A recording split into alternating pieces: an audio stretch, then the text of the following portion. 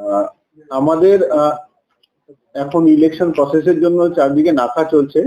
তো already CID এবং Chandannagar police কমিশনারেটের তরফে একটা সোর্স ইনফরমেশন ছিল গতকাল, যে গাড়িতে করে কিছু কন্ট্রাব্যান্ড নার্কোটিক্স এখান থেকে পাঠানো হতে পারে। তো সেই মতো আমাদের দিল্লি রোড থেকে যে শেখপুর যে জায়গাটা আছে, ওখান থেকে যে ফ্লাইওভারটা আছে এসে জিটি রোডের যে রাস্তাটা আসছে, ওখানে কলিপুকুর মোড়ে নাকা চলছিল।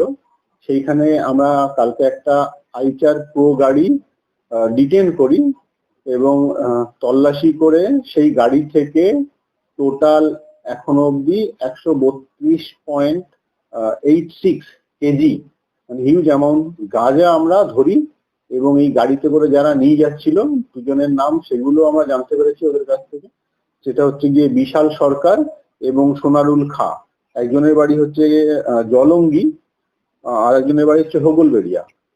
জলঙ্গিটা যদি আপনার জঙ্গিপুর বা মুর্শিদাবাদ থানার আন্ডারে পড়ে, এই মুর্শিদাবাদের মধ্যে পড়ে, আর হোগলবেড়িয়াটা আমাদের নদিয়ার মধ্যে, কিন্তু এই দুটো পাশাপাশি থানা, বর্ডারিং পিরিয়ড।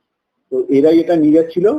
এদের বক্তব্য শুনে জানা গেছে যে এরা বালাসোর থেকে, ওড়িশার বালাসোর থেকে এটা প্রকিওর করে ওদের ওখানে করিমপুরে কোথাও একটা ডেলিভারি দিত। এটা এখনো অব্দি প্রাইমারি ইনফরমেশন, আরো ইনভেস্টিগেশন চলছে, আরো অনেক কিছু রক্ত আমরা পাবো আশা করছি।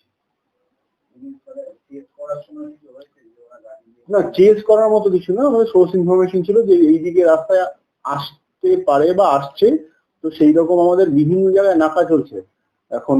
চন্দননগর পুলিশ কমিশনারেটে সব জায়গায় অ্যালার্ট করা ছিল। আমরা এইটা এই শেখপুকুর থেকে যে ঢোকার রাস্তাটায় ওইখানের নাকাটায় এটা পেয়ে গেছি।